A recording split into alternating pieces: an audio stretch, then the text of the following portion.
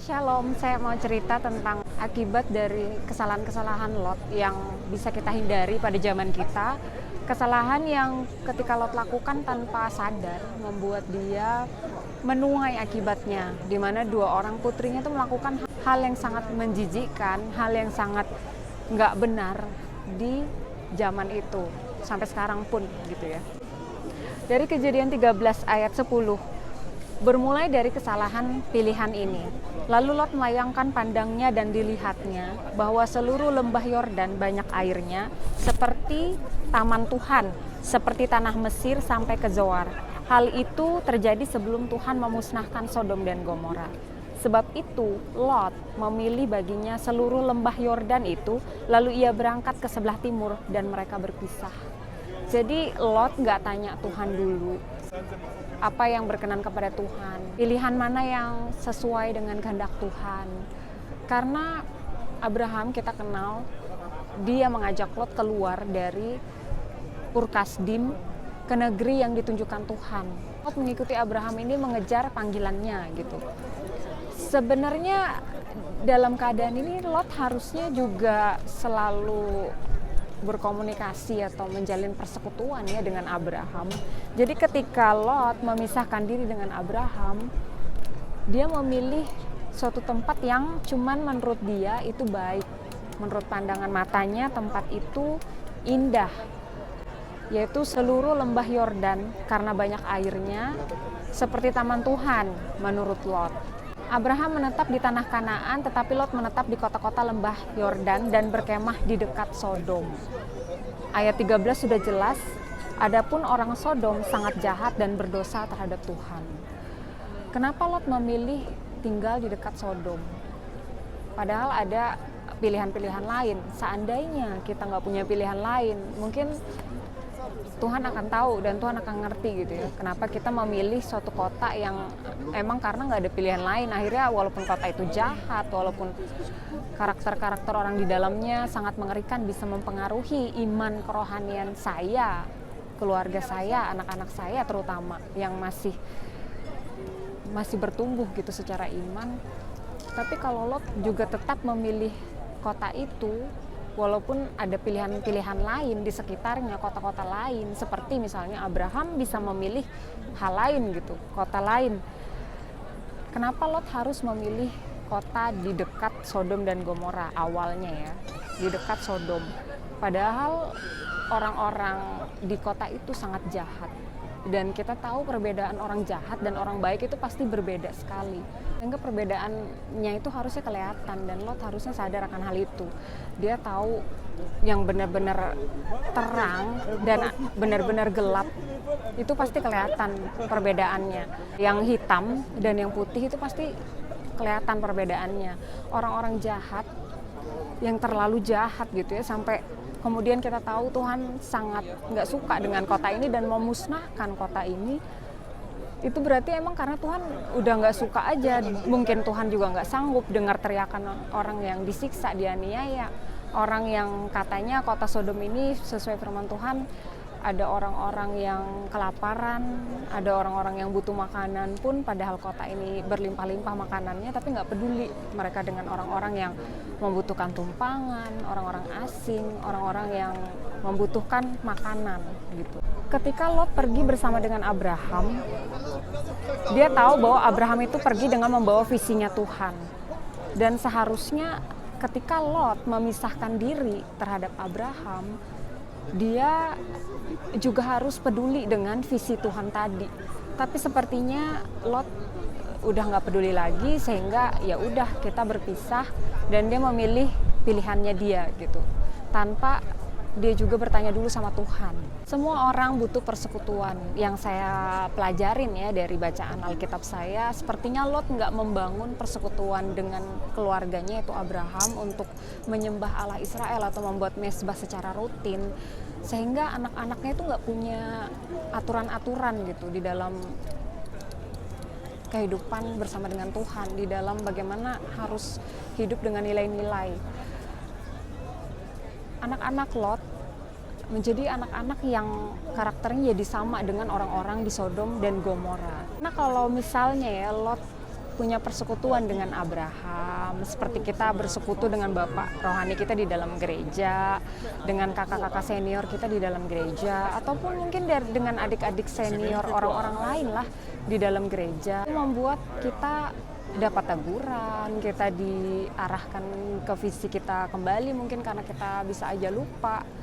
Kita selalu diingatkan dengan apa yang harus kita lakukan, kita diberi evaluasi untuk kedepannya seperti apa, pandangan-pandangan yang sama dengan mereka, sehingga kita selalu sevisi, sehingga kita selalu memelihara kehidupan rohani kita dengan hal-hal yang berkenan.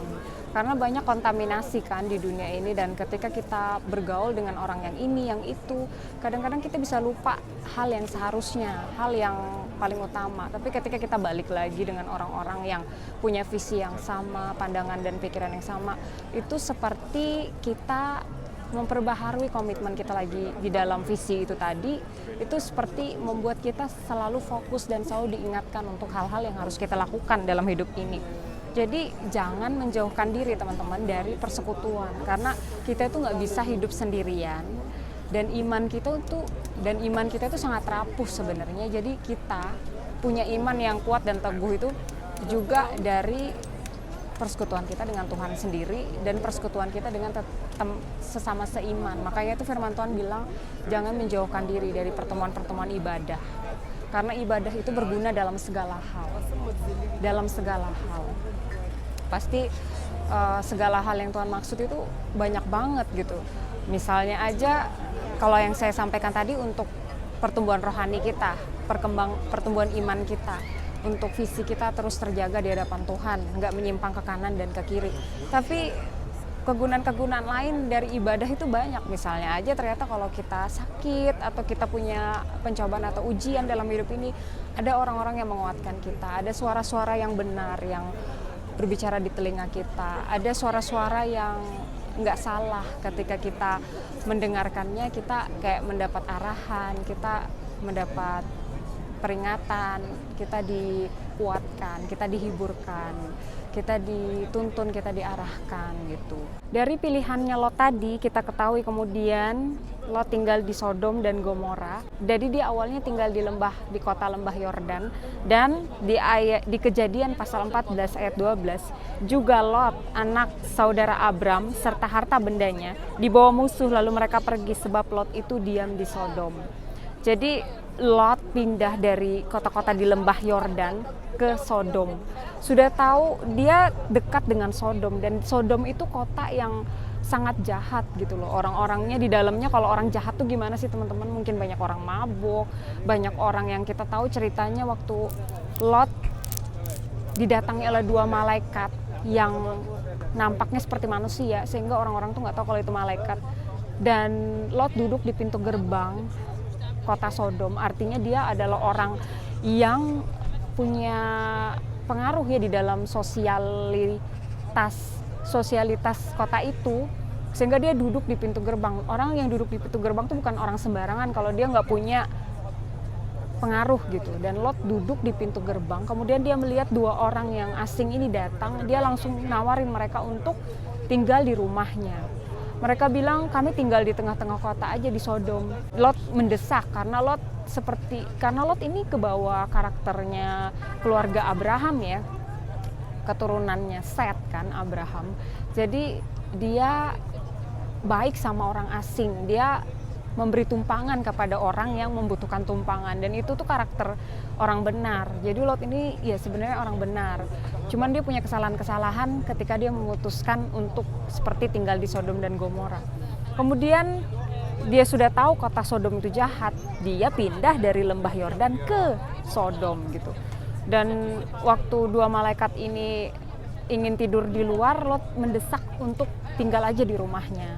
Ketika 2 orang ini tinggal di rumah Lot, kita tahu orang-orang dari kota ini gedor-gedor rumah Lot dan teriak-teriak, Lot keluarkan 2 orang itu karena kami mau pakai mereka. Artinya kalau dalam bahasa Inggris itu lebih nyata ya, lebih vulgar maksudnya teman-teman, karena apa yang emang terjadi disingkapkan biar kita punya seks, we have sex with them gitu. Jadi kita memang mau melakukan hal itu gitu loh kepada dua orang laki-laki ini, dan yang minta-minta di luar itu, teriak-teriak di luar adalah laki-laki juga. Apa yang mereka lakukan? Ya mereka memang melakukan hal yang jahat di mata Tuhan, laki-laki dengan laki-laki, dan ini memperkosa lah namanya, karena laki-laki dua orang ini nggak mau dan nggak tahu gitu ya. Dalam tanda kutip mereka seperti manusia biasa, padahal mereka juga tahu karena mereka adalah malaikat. Jadi ketika mereka didesak dari luar karena mereka mau diperkosa oleh orang-orang baik tua sampai muda, dikatakan di situ, itu membuktikan bahwa benar-benar ya kota Sodom ini mengerikan dan melakukan hal yang keji di mata Tuhan gitu. Bukan cuman masalah ini teman-teman, karena mereka juga sudah banyak menyiksa orang, sehingga orang-orang yang tersiksa tadi berteriak, berseru kepada Tuhan. Jadi di ayat ini Tuhan berkata, sesudah itu berfirmanlah Tuhan, sesungguhnya banyak keluh kesah orang tentang Sodom dan Gomora, dan sesungguhnya sangat berat dosanya. Baiklah aku turun untuk melihat apakah benar-benar mereka telah berkelakuan seperti keluh kesah orang yang telah sampai kepada aku.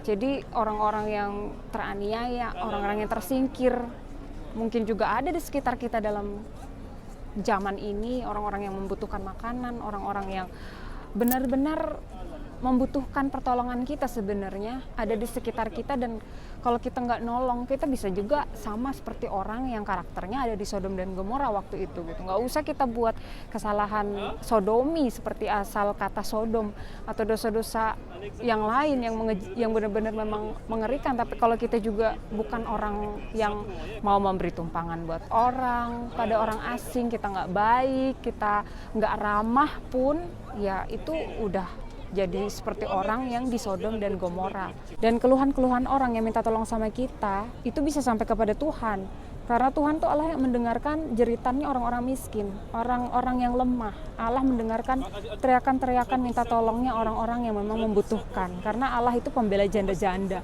Allah itu pembela anak yatim piatu, Allah itu pembela orang-orang yang kesulitan. Jadi jangan kita menjadi musuhnya Tuhan hanya karena kita nggak mau menolong atau terlalu egois, hanya mementingkan kenyamanan dan kesenangan diri kita sendiri. Yang ketiga, Lot itu cuek pada kehendak Tuhan. Tadi saya udah singgung sedikit sih. Ketika Tuhan memberikan visi kepada Abraham, harusnya Lot juga care terhadap visi itu. Ketika Tuhan bilang, Abraham keluar dari Ur Kasdim dan pergilah ke negeri yang akan kutunjukkan kepadamu, harusnya Lot juga pergi bersama Abraham tuh dengan visi yang sama, mau mendukung Abraham untuk hal ini gitu. Tapi ketika mereka bertambah kaya, gembala-gembala mereka tambah banyak, anak buahnya jadi bertengkar satu sama lain karena terlalu banyak dan hidup bersamaan. Akhirnya Lot memilih suatu tempat yang nyaman menurut Lot, baik menurut Lot, padang yang berumput hijau menurut Lot.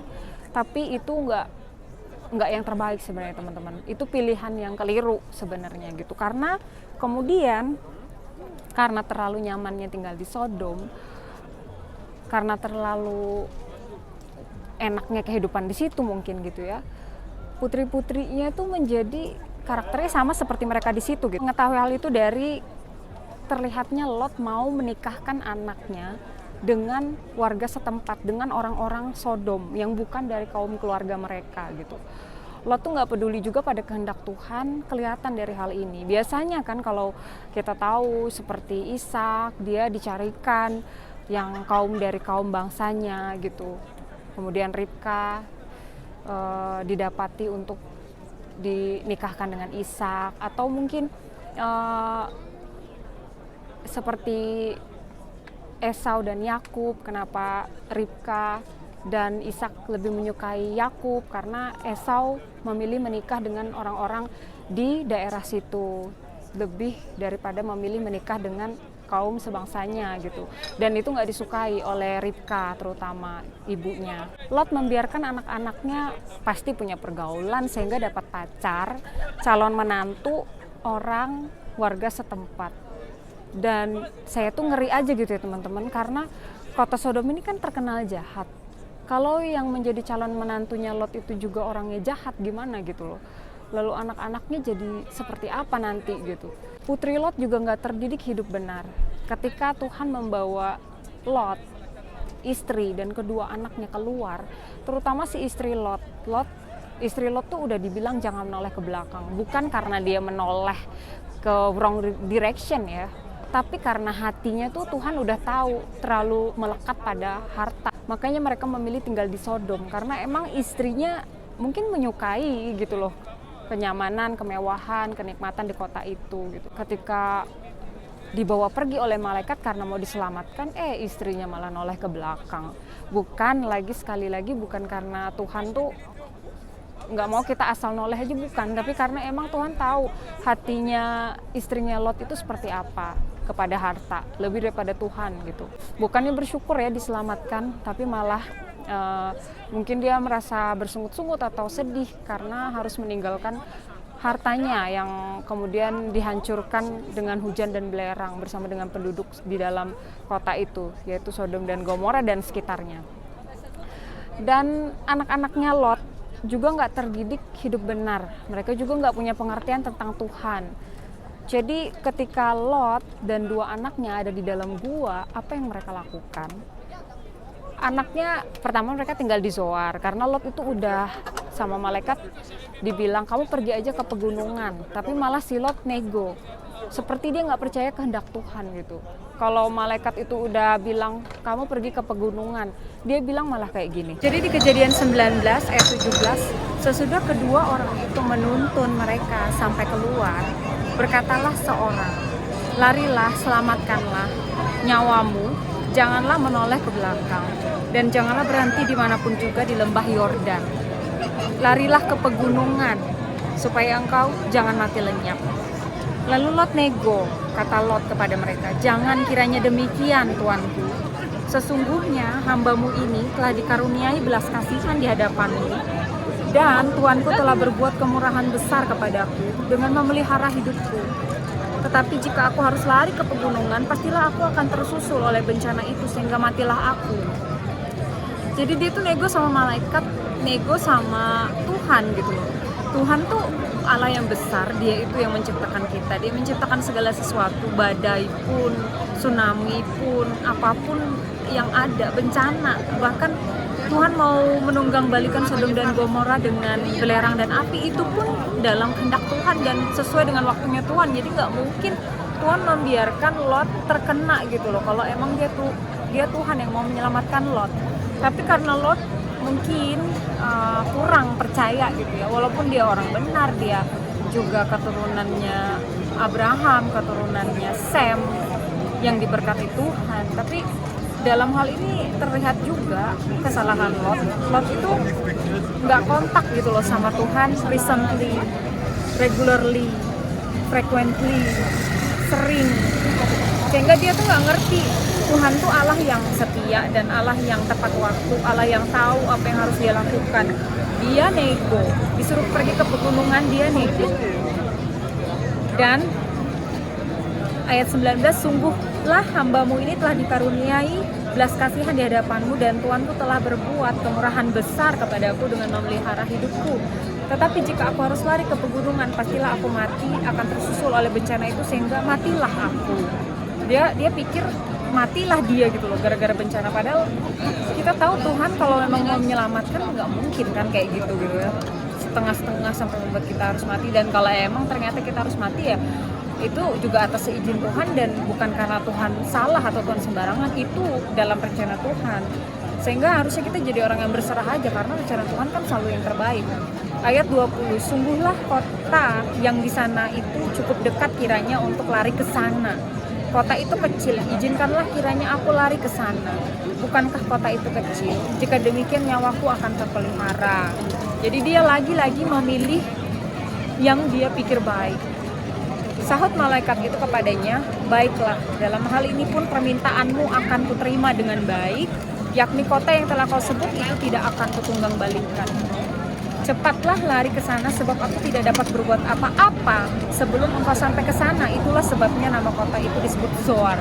Jadi jelas malaikat tuh nggak bisa melakukan apa-apa, nggak bisa membiarkan kota Sodom dan Gomora hancur kalau Lot masih ada di dalamnya, kalau Lot masih belum nyampe ke tempat yang tadi malaikat suruh, yaitu ke pegunungan. Atau sekarang ketika malaikat udah tahu Lot pengennya ke Zoar, malaikat nggak bisa melakukan apa-apa kalau Lot belum nyampe di Zoar. Jelas ayat ini berkata demikian. Buktinya bahwa Tuhan tuh tahu atas rencananya atas Lot, cuman mungkin Lot khawatir, takut, dan masih belum percaya. Matahari telah terbit menyinari bumi ketika Lot tiba di Zoar. Kemudian Tuhan menurunkan hujan belerang dan api atas Sodom dan Gomora berasal dari Tuhan, dari langit.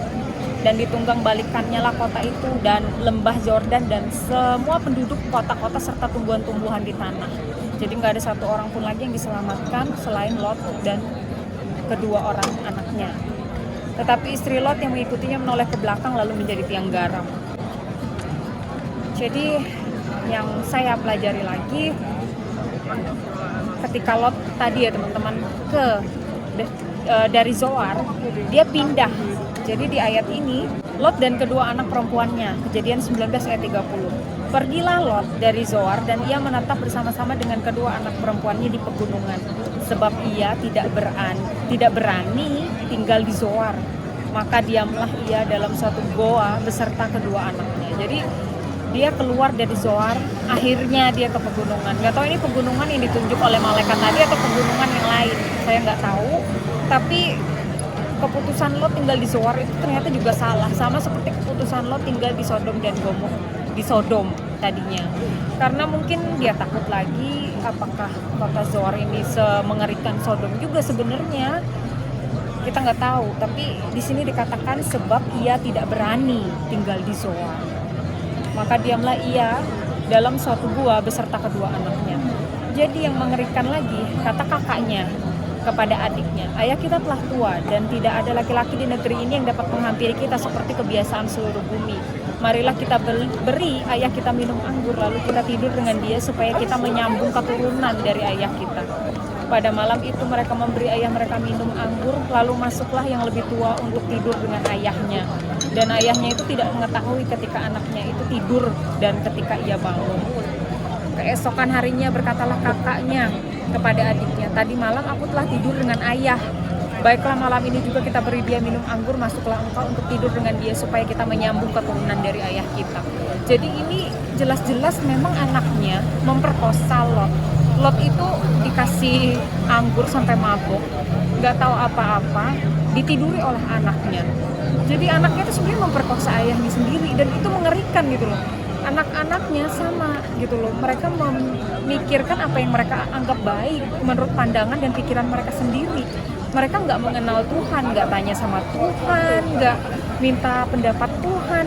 Padahal mereka pasti tahu ya kalau mereka itu punya Tuhan, karena mereka keturunannya Lot, keturunannya Sem itu keturunannya Nuh. Nuh itu seorang yang takut dan saleh di hadapan Tuhan, makanya diselamatkan Tuhan juga dari air bah gitu. Karena kesalehannya, dan orang yang taat pasti dia mendidik anak-anaknya juga demikian. Anak-anaknya punya istri yaitu menantu-menantunya dan punya anak-anak lagi. Tapi sampai kepada Lot tidak memikirkan gimana anak-anaknya, tidak memberikan visi-visi yang dari Tuhan untuk anak-anaknya, sehingga anak-anaknya nggak tahu. Dan sikapnya anak-anaknya itu, karakter anak-anaknya sama seperti orang Sodom, tempat mereka tinggal. Jadi bobrok sekali karena mungkin mereka udah kebiasaan lihat sekitarnya laki-laki tidur dengan laki-laki. Mereka anggap pun mereka tidur dengan bapak mereka dan punya anak dari bapak mereka adalah hal yang baik gitu loh. Makanya Tuhan tuh nggak suka ya teman-teman, kita mengandalkan pengertian kita sendiri, kita mengandalkan pandangan kita sendiri, kita anggap benar. Firman Tuhan katakan terkutuklah orang yang bersandar pada pengertiannya sendiri. Demikian juga pada malam itu mereka memberi ayah mereka minum anggur, lalu bangunlah yang lebih muda untuk tidur dengan ayahnya, dan ayahnya itu tidak mengetahui ketika anaknya itu tidur dan ketika ia bangun. Lalu mengandunglah kedua anak Lot itu dari ayah mereka. Yang lebih tua melahirkan seorang anak laki-laki dan menamainya Moab. Dialah bapa orang Moab yang sekarang. Yang lebih muda pun melahirkan seorang anak laki-laki dan menamainya Ben-Ami. Dialah bapa orang Bani Amon yang sekarang. Anak-anak dari keturunannya anak-anak Lot ini juga bukan orang yang menyenangkan Tuhan ya, karena dari ibunya aja mereka sudah buat dosa atau kesalahan, sehingga Bani Amon Dan Moab ini bukan orang-orang yang menjadi orang-orang yang dipilih Tuhan juga, yaitu bangsa Israel aja kan pilihannya Tuhan. Tapi mereka juga bukan orang-orang yang berkenan kepada Tuhan, kecuali satu orang yang kita tahu sejarahnya, yaitu Rut. Allahnya Naomi adalah Allahnya Rut. Demikian pengakuannya Rut, dan itu menjadikan dia juga seorang yang diberkati Tuhan kemudian, karena Tuhan menerima dia gitu. Seperti sekarang kita udah nggak ada lagi yang namanya bangsa pilihan atau bangsa yang nggak dipilih, karena semua itu terbuka buat semua orang. Kita bisa memilih untuk mengikuti Yesus dan kita menjadi orang yang terpilih gitu. Hal yang paling mengerikan yang pernah terjadi dari kehidupan ceritanya Lot dan 2 orang anaknya, dan hal yang sebobrok ini lahir dari pilihan-pilihan yang salah dari orang tuanya, yaitu Lot. Karena itu ketika kita bisa memilih, pilihlah yang terbaik dan selalu tanya sama Tuhan, selalu cari kehendak Tuhan lebih dulu daripada kehendak kita.